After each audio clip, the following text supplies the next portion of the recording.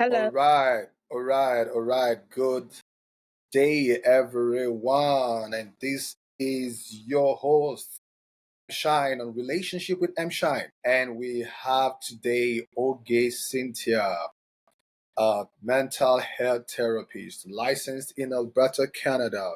It's such an honor to have you, Ogeh Cynthia. Could you just say hi to everyone and maybe just tell us a little bit about yourself? Just a quick one.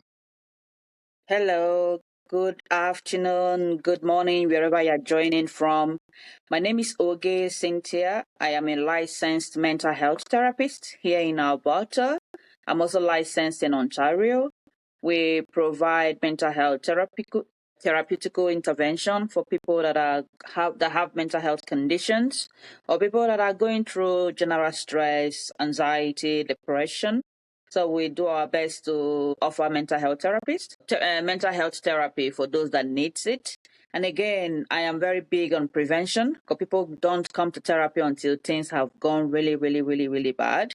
I Yeah. like preventive measures. So if you can come, if you're going through stress at work, just start doing something about it before it escalates to you bringing stress to your home and creating more chaos at home. Thank you so much. I am so delighted to have you. So grateful, so grateful. All right, I'm just going to start with a quick one that I normally start with my guests, and it's about the Garden of Eden. I don't know if you're familiar with the story where Adam and Eve. The men say the women, the Eve is at fault. The women say Adam is at fault. In fact, I've actually had a woman on this platform that really said Eve was at fault because God had said to Adam, "This particular garden, no fruit from it shall be eaten." And then I'm not sure what Adam was doing, but then Eve had an interaction with some guy called the devil or whatever, and ate it. And God got angry with them and sent them out of the garden. Who do you think it was fault? It was at fault I don't like pointing fingers, but I'll say Adam was at fault because you're because a he lady. no, not because he's a male. He was the one that got the direct instruction from God. It was Adam's job to put Eve up to speed. It was his job because he was the one that was giving instructions. It was not Eve. And then So where I fault Adam again would be when God came and God was asking him simple question, Adam, where are you? Adam is like, I'm naked. Like, what does that even mean? Simple geographical question. Where is your location? Like I'll ask you now, Emeka, where are you? You're like, okay, I naked though. Like the answer does not even make sense.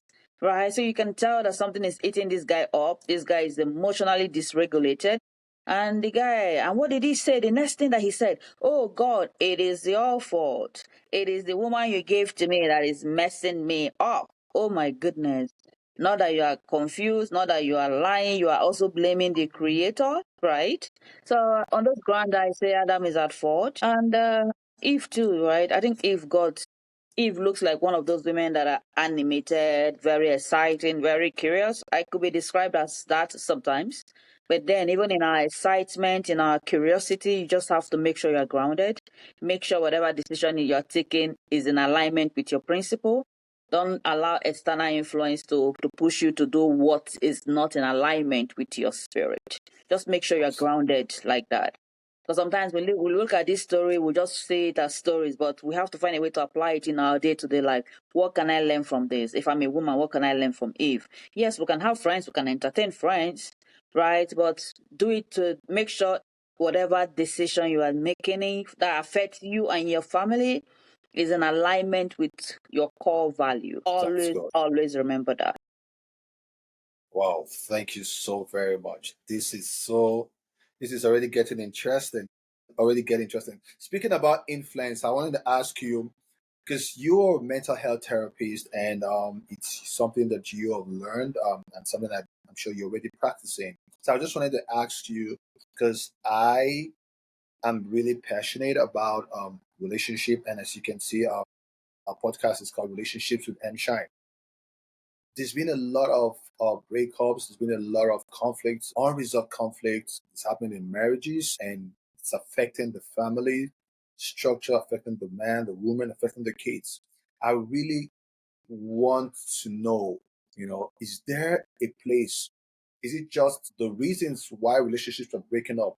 Is it just only like maybe romance or other areas? Like, are there vital areas like mental health? In other words, my question is this: how important is one's mental health in having a thriving or successful relationship? Mental health, but when people hear mental health, I don't know why they get confused. Mental health is also part of your overall health. If you're doing your overall health wellness, mental health is as important as your physical health. There are various studies that keep saying how they I don't want to use the word complement, but yes, they do, how they complement each other. If you're having problem with your physical health, you are definitely having problem with your mental health. And sometimes when you're having mental health issues, it affects your physical health. So everything works hand in hand. They're like, two sides of a coin. So when you take a coin, right, two sides. So there's no one side that is more important than the other side. Both sides are important. So mental health, the why mental health is very important and very dicey is because it is mostly things that you cannot see. You cannot say, oh, I have a broken leg. Look at my leg. My leg is broken, right? You can have a Yeah, broken mind and you can still function, but you're yeah. dying. That is why you see people, they go to work, they come back, they commit suicide. And people are like, Uh, oh, he was doing this, he was doing that, he was doing no. Because something has broken on the inside. And he was still going instead of taking a pause and take care of that aspect of himself, which is his mental health. So mental health is very important, whether you want to believe it or not. And somebody will say, oh, mental health is not real. I will ask them, if you're married, I'll ask them, you need to go and ask those that divorced and ask them the price of divorce. And then you compare that price to the price that couples therapy would have cost you and say that you would have saved much more money if you have started mental health therapy. So mental health is very important. It is, I cannot say, oh, this, is that. It is just the other side of the coin when it comes to you as a human being that is living. If your physical health is important, so is your mental health. But we came from a culture that spiritualized so many things. They rather spiritualize things instead of going to psychological interventions for certain things that we cannot control. So I would say both are very important.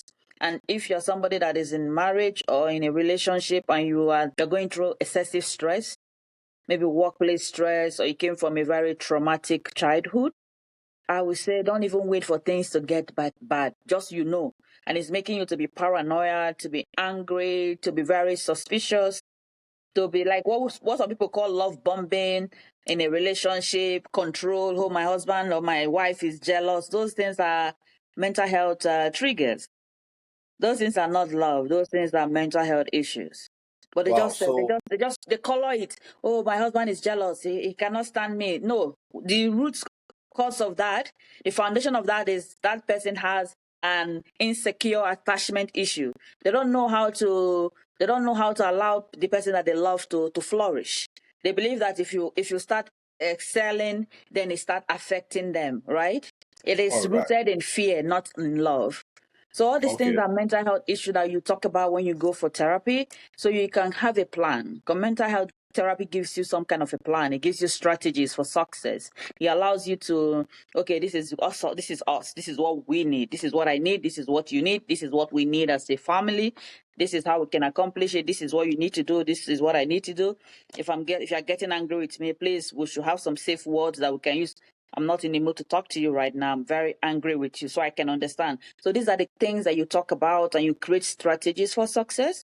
So whatever problem comes, you can sit down to talk about things and not allow things to escalate to the point where you are living in a house with somebody, but you guys are like complete strangers. You don't even know them anymore. All right. All right. But this is like you've just spoken a lot of vital information that can actually, like, I feel like it touches a lot of areas in people's relationship. So what I'm hearing you also say is that do not wait until your relationship is collapsing before you get sessions of therapy. Are you just saying that I can say I'm married and I just get up and say, hey, babe, let's go for therapy? Like, Does that, to some people, that doesn't make sense? Is that what you're Yes. saying? Yes. I say therapy before the marriage.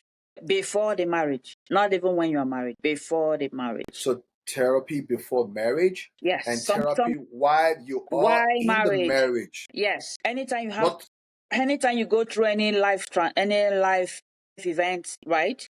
Maybe your wife is pregnant, therapy is very important that period because something is shifting. The dynamic is shifting.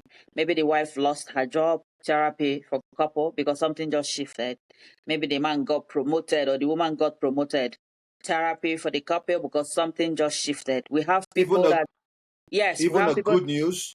Good news, yes. We have cases where the woman got promoted, jealousy and envy sets in. Because Wow. remember, all these things are rooted in fear. The fear is now she's making more money, she will not respect me anymore. Oh, And those things start building resentment.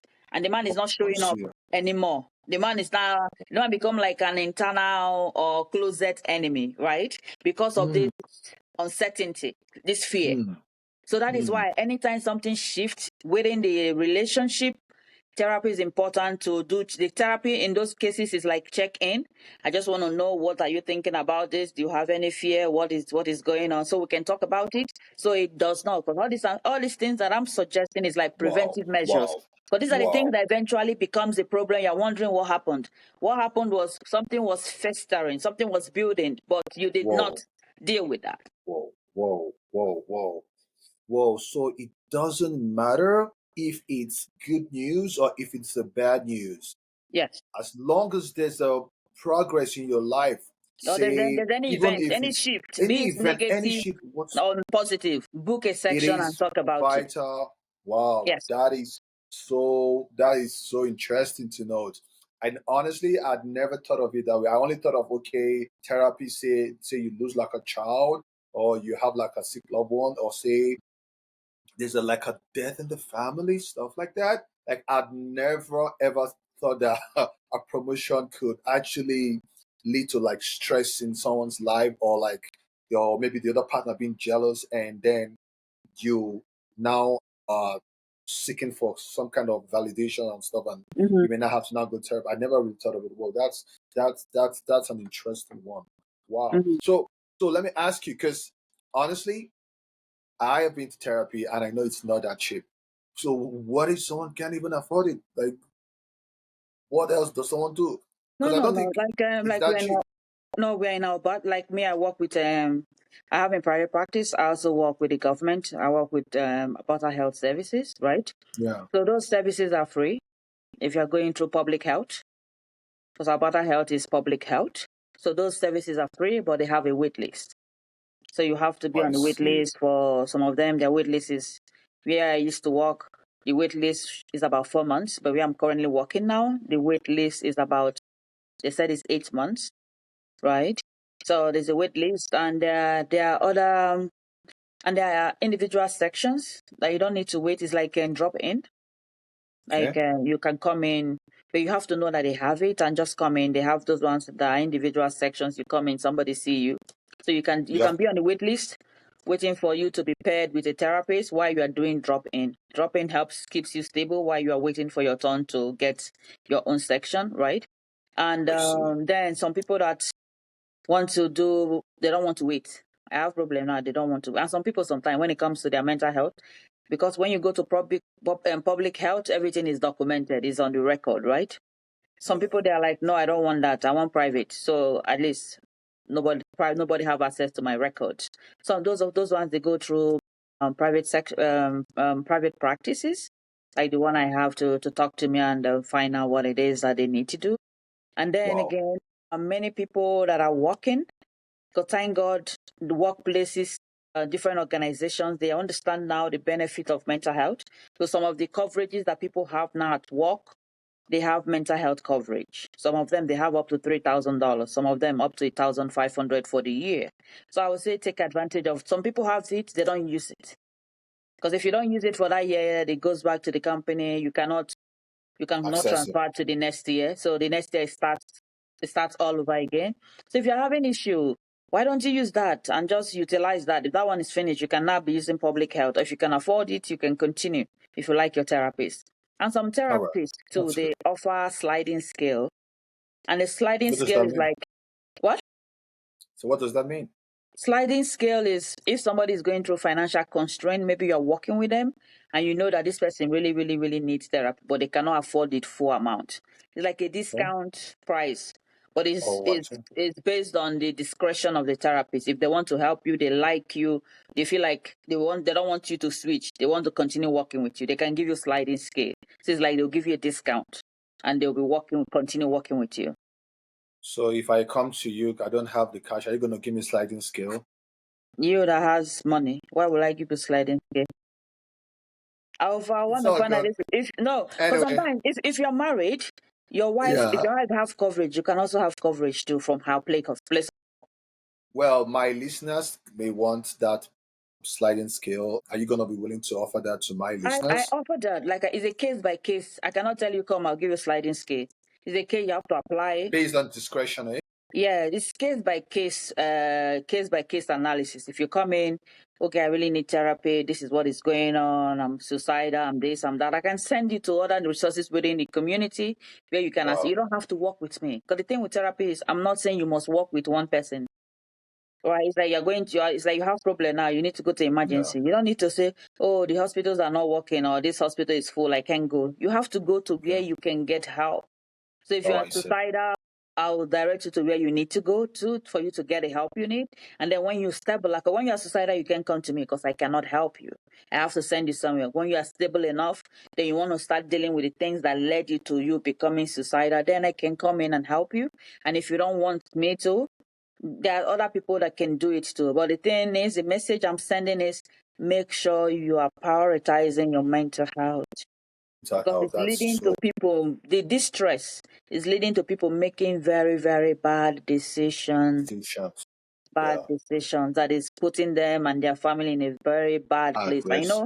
I know we're in a capitalist society, right? If you make any bad money decision, it affects not just you, it affects your family. It trickles down to everyone else. Wow, that's a very that's been very informative. Speaking on still this main mental health, I have heard about um ADHD or ADD, attention deficit hyperactive disorder. Mhm. And coming from Africa and from a religious background, I know that a lot of people either they've never heard of it or they don't believe in it and all that. Honestly, for me, what I just wanted to find out is because I read somewhere that it is real, but even more so, it plays a major impact in families and relationships. I understand from what I read and from the studies that I've made that the family members are the ones most affected. The family members are the ones most affected when either maybe the man or the woman has got ADHD. You get? And I also heard that if any of the parents has it, it trickles down to the kids. So I like to know because apparently if it affects the spouses, then that means that it can actually also affect the relationship Of course. and then can lead to breakup and divorce and all of those, or even Mhm. because the other Mhm. partner may not really understand, and they might think, oh, this partner is acting to me in a certain way, not knowing that it's actually a disorder, like it's not really intentional. You get? So I'd like you to speak to that, enlighten us with regards to AGG and how it affects, if it's real, and how it affects the family, the relationship that one has between the members of the family. Okay. So what you just described is adult ADHD.